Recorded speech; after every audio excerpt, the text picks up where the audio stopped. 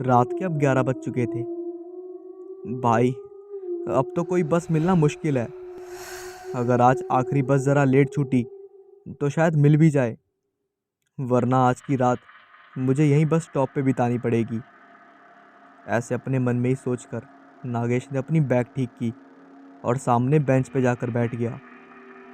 लेकिन नागेश को कहाँ पता था कि आज वो मौत का सफ़र करने वाला था। नागेश एक बड़ा ही होनहार लड़का था। उसने अपने जॉब के बल पर गांव में ज़मीन ली और उस पर घर भी बनाया। घर वाले हमेशा से उसके पीछे पड़े रहते थे कि शादी कर लो, शादी कर लो। लेकिन वो कहता है कि जब तक मेरे पसंद की लड़की नहीं मिलेगी तब तक मैं शादी नहीं करूँगा। उसका कहना भी सही था। उसके दोस्तों की शादियाँ टूट चुकी थी या फिर उनमें झगड़े चल रहे थे। इसलिए वो चाहता था कि कोई ऐसी लड़की मिले जो कम से कम उसको समझे। नागेश ने अपनी घड़ी घुमाकर टाइम देखा। 11:30 बज चुके थे। अब उसने बस आने की आस खो दी। लेकिन तभी सामने से हॉर्न मारते हुए एक बस आई। शुक्र है यार, बस आई तो कम से कम, नागेश ने अपने आप से कहा। कंडक्टर ने दरवाज़ा खोला और नागेश बस के पीछे के दरवाजे से अंदर आ गया। टिकट निकली और वो आराम से बैठ गया। लेकिन कंडक्टर ने कहा, ये बस आज रास्ते में यहीं रुकेगी, आखिरी स्टॉप पे नहीं जाएगी। आपको बीच से कुछ इंतज़ाम करना होगा। इसके इंजन में खराबी आ चुकी है और बहुत गर्म हो चुका है। नागेश को और पसीना चालू हो गया। रात बढ़ रही थी लेकिन परेशानी ख़त्म होने का नाम नहीं ले रही थी। जो होगा अब देखा जाएगा, ये सोच के नागेश खिड़की से बाहर देखने लगा। ठंडी हवा अंदर आ रही थी। काफ़ी अच्छा लग रहा था। उसने सामने बस में देखा तो ड्राइवर के पीछे कोई बैठा था।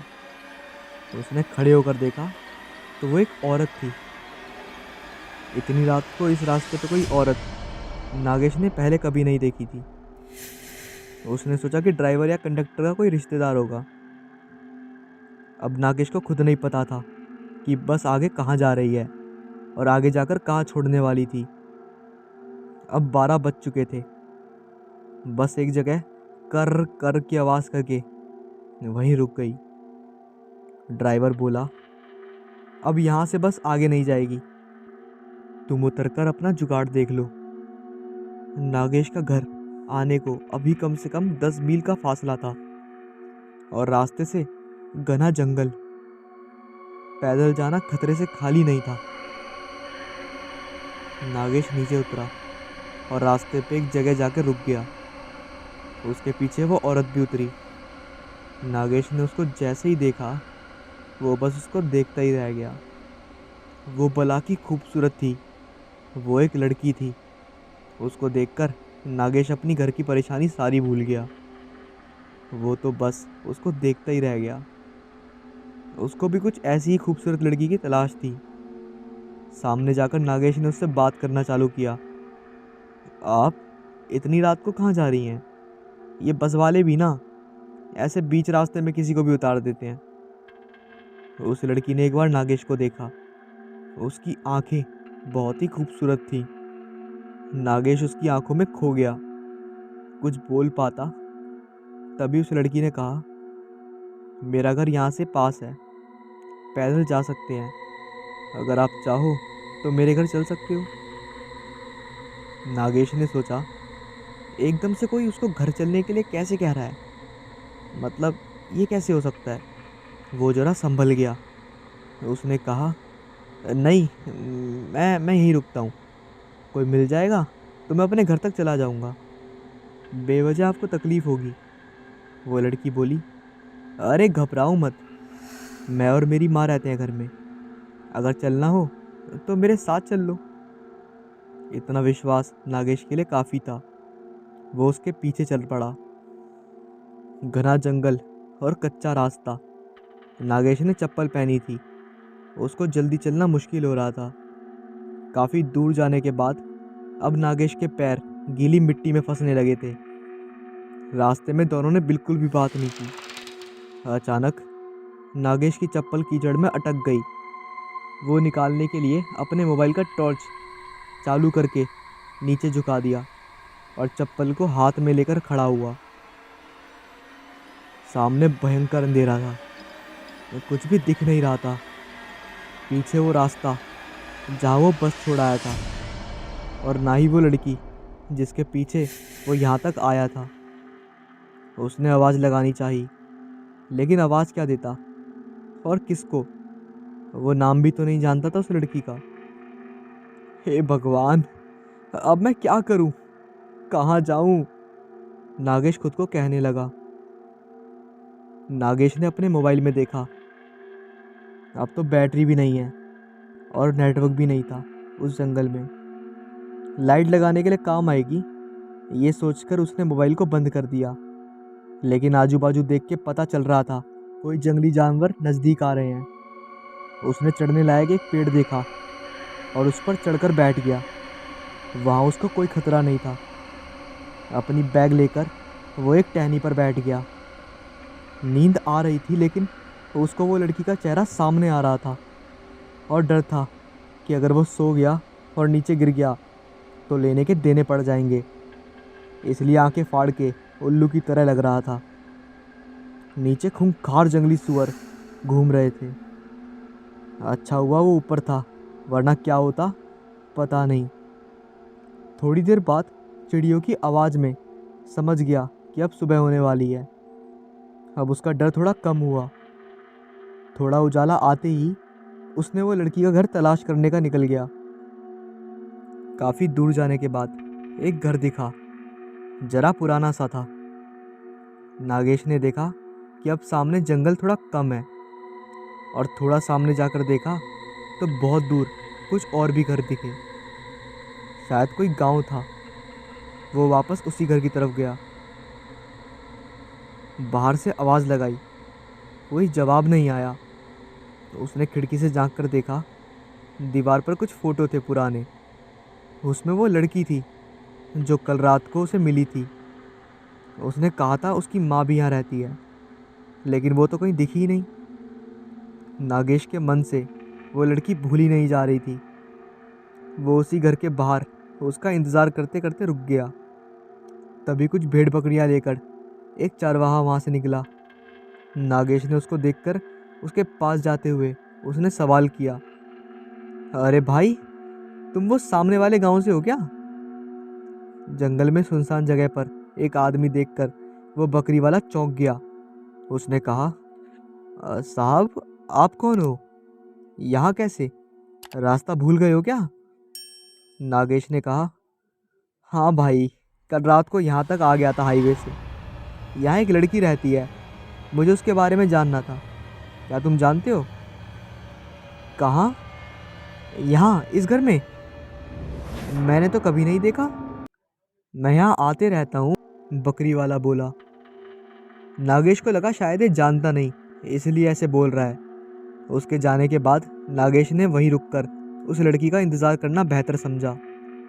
उसको बहुत भूख लग रही थी, लेकिन उस लड़की के सामने उसको और कुछ सूझ नहीं रहा था। शाम होने को आई। वो बकरी वाला वापस जाते हुए नागेश से मिलने आया और पूछा, साहब, कोई आया? आप बेवजह रुके हुए हैं, यहाँ कोई नहीं रहता। नागेश सोचने लगा कि अगर यहाँ कोई नहीं रहता तो फिर वो कौन है जो फ़ोटो में है, और मुझे यहाँ तक लेकर कैसे आई? मुझे देखना है कि वो कौन है। कुछ देर बाद रात भी हुई। इतनी देर में ना वो लड़की आई और ना उसकी माँ। अब नागेश से रहा नहीं गया, लेकिन वापस जाना बहुत मुश्किल था। इसलिए उसने वहीं के एक पेड़ का सहारा लिया और चढ़कर बैठ गया। घना अंधेरा छाने लगा। वो सामने घर दिख रहा था। नागेश अब घर से ज़रा दूर था। बाहर उल्लू आवाज़ कर रहे थे। जरा सी आवाज़ पर झट से गर्दन मुड़ जाती थी। खुद की सांस और धड़कन भी नागेश को अब महसूस होने लगी थी। तभी अचानक सामने से सफ़ेद कपड़ों में वो औरत लड़की आते हुए दिखी। तो उसको देखकर नागेश को बड़ा अच्छा लगा। चलो, जिस बात के लिए वो कल से यहाँ बैठा है उससे मिलना तो हो जाएगा। वो अब उतरने की कोशिश कर रहा था, लेकिन तभी उसकी नज़र उसके साथ चल रहे एक और परछाई की तरफ आई। वो एक आदमी था, उसके पीछे पीछे चल रहा था। अब नागेश वहीं रुक गया और ऊपर से सब देखने लगा। वो लड़की ने घर का दरवाज़ा खोला और अंदर गई। उसके बाद वो आदमी जैसे ही अंदर गया, उस आदमी की चीखें गूंजने लगी। वो तड़प रहा था, चिल्ला रहा था, बचाओ, बचाओ, बचाओ, मुझे मार देगी ये, मुझे छोड़ दो, मुझे माफ़ करो। नागेश इधर डर से कांप रहा था। नीचे उतरना तो अब भूल ही गया था। कुछ देर बाद उस आदमी की चीखें बंद हो गई। सब शांत हो गया। वो आदमी शायद मर चुका था, ऐसा नागेश को लगा। वो वहीं पेड़ पर बैठा था। नागेश सुबह का इंतज़ार करने लगा। जैसे ही सुबह हुई, वो पेड़ से उतरा। दरवाजे के बाहर तक खून बह रहा था। अंदर जाकर देखने की हिम्मत नहीं थी। वो जहाँ रास्ता मिला उधर भागते चला गया। उसने अंदर वो लड़की है या नहीं, ये भी नहीं देखा। भागते हुए कैसे तो उसको हाईवे मिल गया और अपने घर तक पहुंच गया। उसके साथ जो हुआ, वो जैसे ही बताने जा रहा था तो उसकी ज़ुबान नहीं चल रही थी। बोलना तो बहुत कुछ था, लेकिन कुछ बोल ही नहीं पा रहा था। उसका मुंह सिल चुका था। नागेश को दवाखाने भर्ती कराया गया और उस पर इलाज चालू हो गए। किसी को कुछ समझ नहीं आ रहा था कि उसको हुआ क्या है। डॉक्टर ने तो उसको पागल करार देकर पागलों की ट्रीटमेंट चालू कर दी।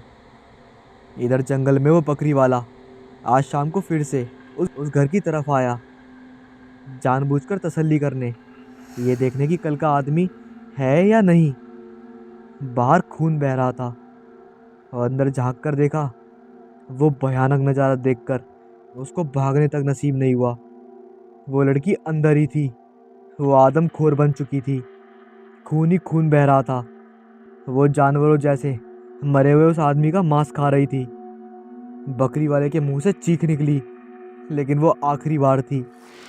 उसको देखते ही वो लड़की शैतान बन गई। उसके सफ़ेद कपड़े अब भयंकर लाल हो चुके थे, खून से लथपथ। वो बकरी वाले की तरफ लपकी।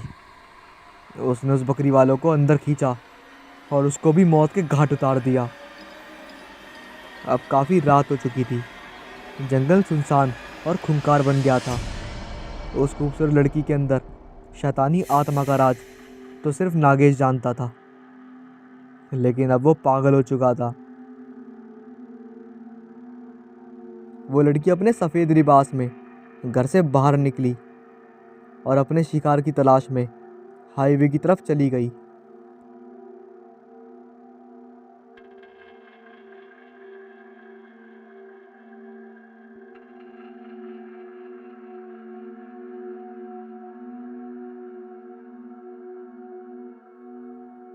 मिही का बेटा, आज जल्दी उठो, तुम्हें तैयारी नहीं करनी आज? अरे आज तुम्हें अपने नए कॉलेज नहीं जाना, जल्दी तैयारी करो।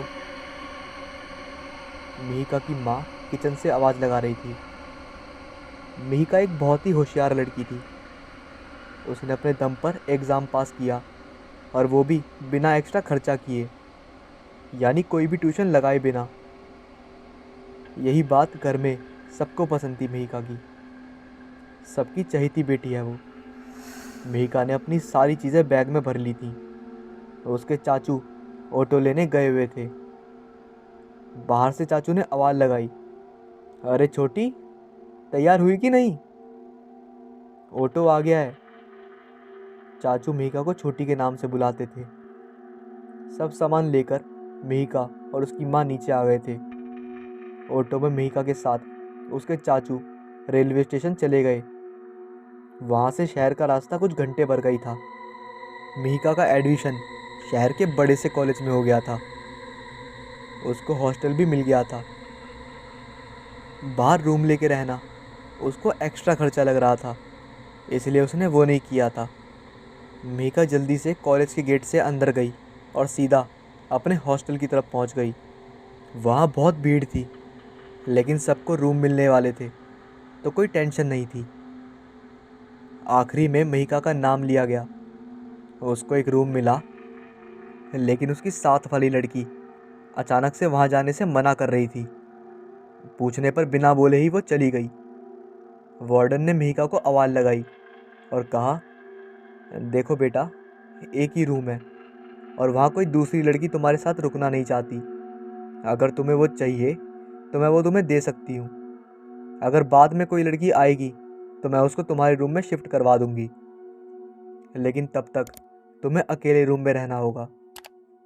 बोलो मंजूर है? तो यहाँ नीचे अपना नाम और पता और फ़ोन नंबर दे देना। मीका वैसे छोटे शहर से थी, उसको किसी बात का डर नहीं था। उसने तुरंत हाँ कहा और अपनी सारी जानकारी वहाँ भर दी। वार्डन ने उसको रूम की चाबी दे दी और कहा कि कुछ भी तकलीफ़ हो तो मुझे आकर बोल दे। वार्डन मैडम नीचे के कमरे में रहती थी। वैसे बोलने में वो काफ़ी अच्छी थी। मीका ने अपना सामान उठाया और अपने रूम की तरफ जाने लगी। उसके बगल में सभी रूम थे तो उसको कोई परेशानी नहीं लग रही थी।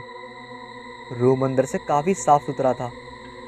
वो रूम 2 लोगों के लिए था, 2 बेड और अलमारी। उसने अपना सामान रूम में एक जगह रख दिया और फ्रेश होने चली गई। फिर आने के बाद अपने बेड पे लेट गई। दिन भर थकान से उसको नींद नहीं आ रही थी। सोचा कि चलो घर में बात कर ली जाए। उसने मोबाइल उठाया और घर में फ़ोन लगा दिया। हेलो माँ, मैं पहुँच गई, रूम भी मिल गया है।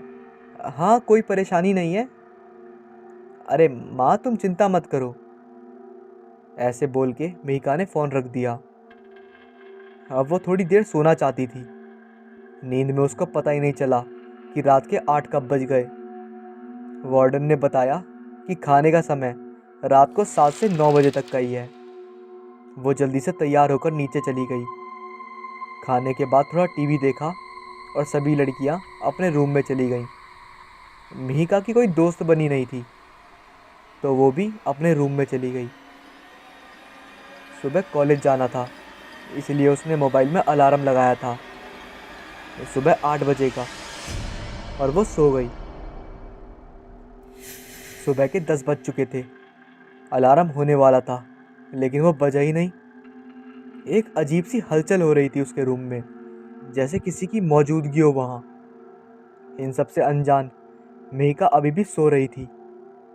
सभी लड़कियां कॉलेज चली गई। वार्डन ने हॉस्टल में एक राउंड मारा, देखा कि मेहिका का दरवाज़ा अंदर से बंद है। उसने बाहर से आवाज़ लगाई, कॉलेज नहीं जाना क्या? यहाँ सोने के लिए आई हो क्या? आवाज़ सुनते ही मेहिका की आँख खुल गई। उसने दरवाज़ा खोला। मैडम, मैं अभी उठी हूँ, अभी तो 8 बजने के हैं ना, मेहिका ने जवाब दिया। वार्डन ज़रा हंसकर बोली, बेटा ज़रा अपनी घड़ी देखना तो, कितने बजे हैं? मेहिका ने अपना मोबाइल उठाया तो देखा कि 10 बज चुके थे। उसको समझ नहीं आया, ये कैसे हो गया? पहले तो कभी ऐसा नहीं हुआ मेरे साथ। वार्डन वहाँ से चली गई और मेहिका अपना मोबाइल चेक करने लगी। अलार्म हुआ कैसे नहीं, और मैं इतनी देर तक कैसे सो रही थी? यही सवाल को सोचते वो कॉलेज चली गई। वहाँ जाकर उसकी क्लास में काफ़ी लोगों से जान पहचान हुई। कुछ तो उसके शहर से थे, जो अलग अलग जगह रहते थे। उसको थोड़ा अच्छा लगा। वो सबसे बातें करके उन्हीं के साथ उन्हीं के रूम पे चली गई। वो सब लड़कियां उसकी पुरानी कॉलेज की दोस्त निकली, इसलिए वो उन्हीं के रूम में रुक गई उस रात को। वैसे वार्डन मैडम को मेहिका ने कॉल करके बता दिया था। रूम पे सब खूब मस्ती करने के बाद अपने दोस्तों के साथ मेहिका दूसरे दिन कॉलेज चली गई और वहाँ से सीधा अपने हॉस्टल दोपहर को पहुँची। खाना खाया और अपनी पढ़ाई की तैयारी करने लगी। एकदम से उसको याद आया कि वो घर से पेन लाना तो भूल ही गई थी और अब उसके पास कोई पेन नहीं है। वो अपने रूम का दरवाज़ा थोड़ा सटा के नीचे कॉर्नर के दुकान में चली गई। वहाँ जाकर उसने अपने लिए पेन और कुछ खाने का सामान लिया, जैसे कि चिप्स के पैकेट और चॉकलेट। वहाँ से वो सीधा रूम में चली गई, लेकिन रूम का दरवाज़ा खुला हुआ था। उसने ज़्यादा ध्यान नहीं दिया और पढ़ाई करने लगी। शाम का खाना खाने के बाद वो काफ़ी देर तक पढ़ रही थी। फिर नींद आई तो वो सोने की तैयारी करने लगी। कुछ आधी रात के समय उसने करवट बदली और जैसे ही उसकी आँख खुली वैसे ही उसके मुंह से चीख निकली। वो बहुत डर गई थी। उसने सामने वाले बेड पे किसी लड़की को सोते हुए देखा था और वो उसकी तरफ ही देख रही थी। मीका जोर से चिल्लाने लगी। वार्डन ने जैसे आवाज़ सुनी वो दौड़ के ऊपर आई। साथ में बगल वाले रूम की लड़कियां भी खड़ी थी। उन्होंने बाहर से आवाज़ लगाई, दरवाज़ा खोलो, क्या हुआ? मीका ने दरवाज़ा खोला और बाहर दौड़ के आ गई। मैडम, मैडम रूम में कोई है। मैंने अभी अभी अभी वहाँ किसी को देखा। कोई लड़की थी वो। मुझे बहुत डर लग रहा है। वार्डन ने अंदर जाकर देखा और कहा, यहाँ तो कोई नहीं है। लगता है तुमने कोई बुरा सपना देखा होगा, बेकार में हल्ला मचाया। चलो जाके सो जाओ।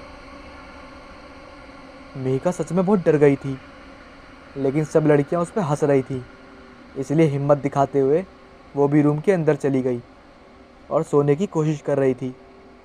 तो उसकी आँख कब लग पाती ये तो वो भी नहीं जानती थी। लेकिन थोड़ी देर बाद वो अचानक से सो गई। दूसरे दिन कॉलेज ख़त्म होने के बाद वो रूम पे आई तो दरवाज़ा आज भी खुला था। अंदर एक लड़की थी, उसी बेड पे जिस पे कल देखा था। वो अपना सामान लगा रही थी। अब मीका को थोड़ा अच्छा लगने लगा। उसको पार्टनर मिल गई थी। उसको हिम्मत आ गई। चलो यार, वार्डन ने किसी को तो भेजा। इस बात से वो काफ़ी खुश थी। फ्रेश होने के बाद मीका उस लड़की से बोलने के लिए गई तो वो सो के थी। उसने उसको सोने देना ही ठीक समझा और वो पढ़ाई में लग गई। शाम को खाने के लिए उसने उस लड़की को उठाना चाहा, लेकिन वो लड़की बिना बोले बाहर चली गई। मीका को अजीब लगा, लेकिन उसने ज़्यादा टेंशन नहीं ली। नीचे खाने के टेबल में